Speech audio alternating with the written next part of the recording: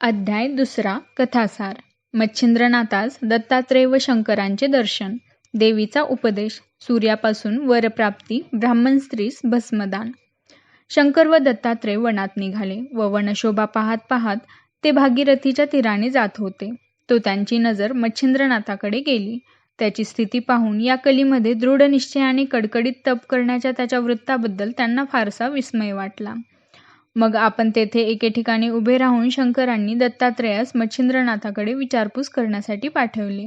मग दत्तात्रेयाने मच्छिंद्रनाथाजवळ येऊन उभा राहिला व आपण कोणत्या कारणास्तव तप करीत आहात वगैरे खुलासा विचारू लागला. तेव्हा मच्छिंद्रनाथाने डोळे उघडून दत्तात्रेयाकडे पाहिले. मग मान हलवून नमन करून म्हटले, महाराज, आज मला येथे 12 वर्ष झाली, पण आज पावेतो मी या अरण्यात कोणीच मनुष्य पाहिला नसता आपण आज मला एकाएकी विचारत आहात. त्या अर्थी आपण कोण आहेत हे मला प्रथम कळवावे, व ज्या अर्थी आपले दर्शन झाले आहे त्या अर्थी आपण आता माझी मनोकामना पूर्ण करून जावे. ते ऐकून दत्तात्रेय सांगू लागले, मी अत्री ऋषीचा पुत्र आहे. मला दत्तात्रेय असे म्हणतात. आता तुझी इच्छा काय आहे ते मला सांग. हे ऐकून आज आपली तपश्चर्या फळास येऊन केल्या कर्माचे सार्थक झाले असे मानून व सर्व नेमधर्म सोडून मच्छिंद्रनाथाने दत्तात्रेयांच्या पायावर मस्तक ठेवले. त्यास प्रेमाचा पाझर सुटल्याने नेत्रातून एकसारखे पाणी वाहू लागले. तेने करून दत्ताचे पाय धुतले गेले. नंतर तो दत्तात्रेयास म्हणाला, महाराज, आपण साक्षात भगवान आहात. शंकर, विष्णू व ब्रह्मदेव या तिघांचे रूप एकवटून आपण अवतरला आहात. असे असता माझा विसर तुम्हाला पडला तरी कसा?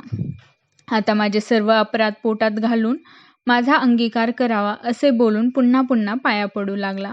मग दत्तात्रेयाने त्यास सांगितले की तू चिंता करू नकोस, तुझ्या सर्व मनोकामना पूर्ण होतील. असे बोलून आपला वरदहस्त त्याच्या मस्तकावर ठेवला आणि कानात मंत्राचा उपदेश केला. तेने करून मच्छिंद्रनाथांचे अज्ञान तत्काळ निघून गेले व त्या क्षणी सर्व चरा ब्रह्ममय दिसू लागले. मग शंकर व विष्णू कोठे आहेत ते मला सांगा असे दत्तात्रेयाने त्यास विचारल्यावर त्याने उत्तर दिले की ईश्वरा वाचून मला दुसरे काही दिसत नाही. सर्व ठिकाणी ईश्वराची व्याप्ती आहे. हे त्याचे भाषण ऐकून एक भावना झालेली पाहून दत्तात्रेय त्याचा हात धरून त्यास घेऊन जाऊ लागला. मग हा पूर्वीचा कवी नारायण असे सांगून शंकरांनी मच्छिंद्रनाथास पोटाशी धरले आणि त्याकडून सकल सिद्धींचा अभ्यास करण्याची दत्तात्रेयास सूचना केली. मग दत्तात्रेयाने त्यास सर्व विद्यांचा मंत्रोपदेश केला आणि कानफाड्यांचा संप्रदाय, नाथ संप्रदाय निर्माण करून दत्तात्रेय व शंकर निघून गेले. मग मच्छिंद्रनाथही तीर्थयात्रा करावयास निघाला. मच्छिंद्रनाथ तीर्थयात्रा करीत करीत सप्तशृंगीस गेला. तेथे त्याने भक्तिपूर्वक अंबेचे दर्शन घेतले व स्तुती केली. त्या समयी सांबरी विद्या आपणास पूर्व अवगत होऊन त्यावर कविता करावी असे त्याच्या मनात येऊन गेले. या कवित्वाच्या योगाने लोकांना पुष्कळ फायदा होईल अशी त्याची कल्पना होती, परंतु दैवत अनुकूल झाल्या वाचून कार्यसिद्धी व्हावयाची नाही अशीही त्याच्या मनात शंका आली. मग त्याने अंबिस्निग्ध 7 दिवस अनुष्ठान केले. तेव्हा अंबा प्रसन्न झाली व कोणता हेतू मनात धरून तू हे अनुष्ठान करीत आहेस ते मला सांग म्हणू लागली. त्याने सांगितले की मातोश्री, सांबरी विद्येवर कवित्व करावयाचे माझ्या मनात आले आहे, तरी माझा हेतू पूर्ण होण्यासाठी मला उपाय सांगावा. मच्छिंद्रनाथाचा असा मनोदय जाणून तुझे मनोरथ पूर्ण होतील असा देवीने त्यास आशीर्वाद दिला. मग त्याच्या हातात हात घालून ती त्यास मार्तंड पर्वतावर घेऊन गेली. तेथे एक मोठा वृक्ष होता. तेथे मंत्रोक्त हवन केल्यावर वृक्ष सुवर्णासारखा दैदिप्यमान असा त्यास दिसू लागला. तसेच झाडांच्या फांद्यावर नाना दैवते बसली आहेत असेही त्यास दिसू लागले. असा चमत्कार अंबिकेने त्यास दाखविला. ती सर्व दैवते मच्छिंद्रनाथाकडे पाहत होती, पण बोलत चालत नव्हती. नंतर अंबेने त्यास सांगितले की तू आता येथून ब्रह्मगिरीच्या जवळच अंजन पर्वत आहे, त्यावर महाकालीचे स्थान आहे. तेथे जाऊन भगवतीला नमस्कार कर. तेथून दक्षिणेवर जा. तेथे उदकाने भरलेली श्वेतकुंडे दिसतील. त्यातील शुक्ल वेल तोडून एक एक कुंडात टाक. ती कुंडे 100 आहेत, पण ज्या ज्या कुंडात तो वेल सजीव दिसेल त्यात स्नान करून उदक प्राशन कर. त्या योगाने तुला मूर्छना होऊन लागल्यास 12 आदित्य स्मरून जप करावा, म्हणजे पुढचा मार्ग दिसेल. नंतर काचेच्या कुपीत तेथील उदक घेऊन 12 आदित्यांचे नामस्मरण कर. वृक्षास ते घाल, म्हणजे सर्व देवते प्रसन्न होऊन वरदान देतील. हा कार्यभाग एका खेपेस न झाला तर 6 महिन्यापर्यंत अशाच खेपा घालून करावा. दर खेपेस एक एक दैवत प्रसन्न होईल, असे सांगून देवी आपल्या स्थानी गेली.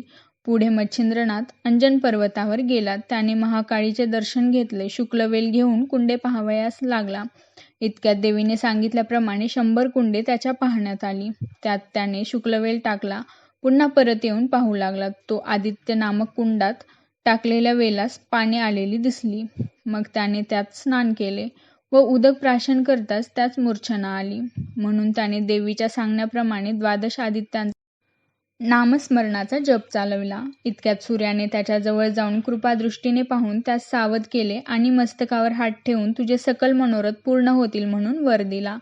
सूर्याने वरदान दिल्यानंतर मच्छिंद्रनाथ काचेची कुपी पाण्याने भरून घेऊन मार्तंड पर्वतावर गेला व त्या मोठ्या अश्वस्थ वृक्षाच्या पाया पडला. सूर्याचे स्मरण करून ते उदक घालताच तेथे सूर्य प्रसन्न झाला आणि काय हेतू आहे म्हणून त्याने विचारले.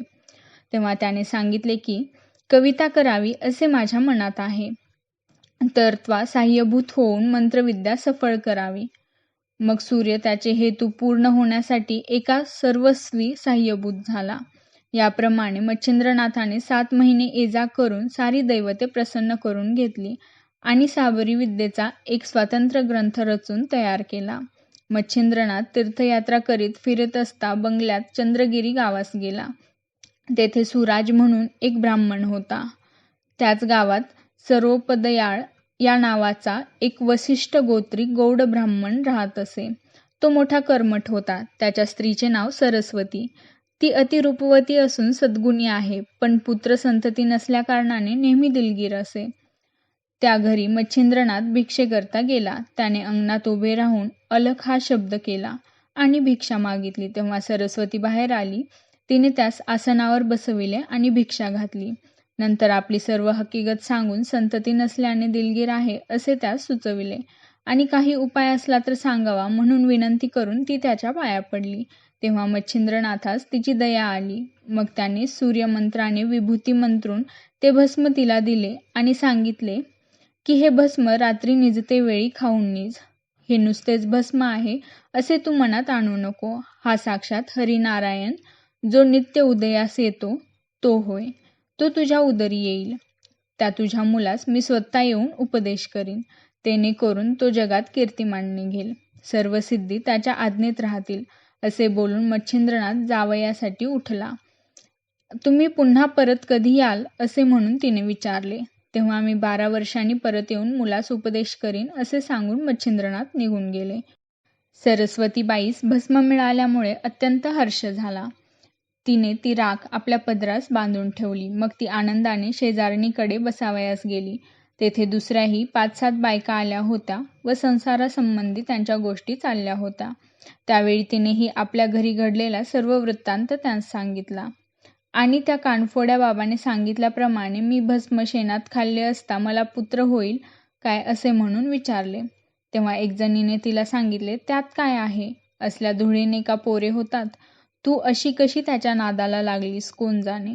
आम्हाला हे चिन्ह नीट दिसत नाही. अशा तऱ्हेने त्या बायकांनी तिच्या मनात किंतु भरवल्यामुळे ती हिरमुसलेले तोंड घेऊन आपल्या घरी आली व गोठ्याजवळ केरकचरा शेण वगैरे टाकण्याची जी खाच होती त्या उकिरड्यात तिने ते भस्म टाकून दिले. नवनाथांचे एक भक्त यांनी काही माहिती पाठवली आहे, ती खाली देत आहोत. गोरक्षनाथांच्या जन्माची कथा पुढील अध्याय 9 मध्येच आहे. 12 वर्षानंतर मच्छिंद्रनाथ चंद्रगिरी गावात सरस्वतीच्या घरासमोर जाऊन उभे राहिले. त्यांना पाहून सरस्वती बाहेर आली. तिने नाथांना ओळखले. मुलगा कुठे आहे? नाथांनी विचारले. मला मुलगा झालाच नाही असे तिने सांगितले. खोटे बोलू नकोस. त्या भस्माचे काय झाले? नाथांनी प्रश्न केला. मी ते शेण टाकण्याच्या जागी नेऊन टाकले. योगीराज मला क्षमा करा. मला ती जागा दाखव. तिने नाथांना ती जागा नेऊन दाखवली. हे प्रतापवंता हरिनारायणा सूर्यसुता, तू जर गोवऱ्यात असलास तर बाहेर ये. गुरुराया, मी इथं आहे. गोवऱ्यांची रास मोठी आहे. तुम्ही मला बाहेर काढा. मच्छिंद्रनाथांनी लगेच खाच उकरून त्या मुलास बाहेर काढले. तो तेजपुत्र बाहेर येताच सूर्यासारखा प्रकाश पडला. सरस्वतीला पश्चाताप झाला. मच्छिंद्रनाथ त्या मुलास आपल्याबरोबर घेऊन गेले. गोरक्षनाथ असे त्याचे नाव ठेवले. त्याला शाबरीत विद्येत प्रवीण केले. अस्त्रविद्येतही निपुण केले. असेही म्हणतात की मच्छिंद्रनाथ व ती स्त्री त्या ढिगाजवळ गेले व त्यांनी हाक मारली, चलो गोरख. त्याबरोबर त्या शेणातून एक मुलगा उभा राहिला व त्याने प्रत्युत्तर दिले, आदेश. मग मच्छिंद्रनाथ त्या मुलाला घेऊन गेले. हाच मुलगा पुढे गोरक्षनाथ म्हणून प्रसिद्ध झाला. योगबळामुळे गोरक्षनाथांनी चिरंजीवित्व प्राप्त करून घेतले होते. सिद्ध सिद्धांत पद्धती, अमंस्क योग, विवेक मार्तंड, गोरक्षबोध, गोरक्षशतक इत्यादी त्यांचे ग्रंथ प्रसिद्ध आहेत. शके 1710 पर्यंत सर्व नवनाथ प्रगट रूपाने फिरत होते. नंतर ते गुप्त झाले. गिरनार पर्वतातील श्री दत्तात्रेयाच्या आश्रमात गोरक्षनाथ राहिले. 84 सिद्धांपासून नाथपंथ भरभराटीस आला. नेपाळी लोक गोरक्षनाथांना पशुपतीनाथांचा अवतार मानतात. नेपाळमध्ये काही ठिकाणी त्यांचे आश्रम आहेत. नाण्याच्या एका बाजूवर त्यांचे नावही आढळते. महाराष्ट्रातील औंढा नागनाथ ही त्यांची तपोभूमी असल्याचे म्हटले जाते. ओम चैतन्य गोरक्षनाथाय नमः.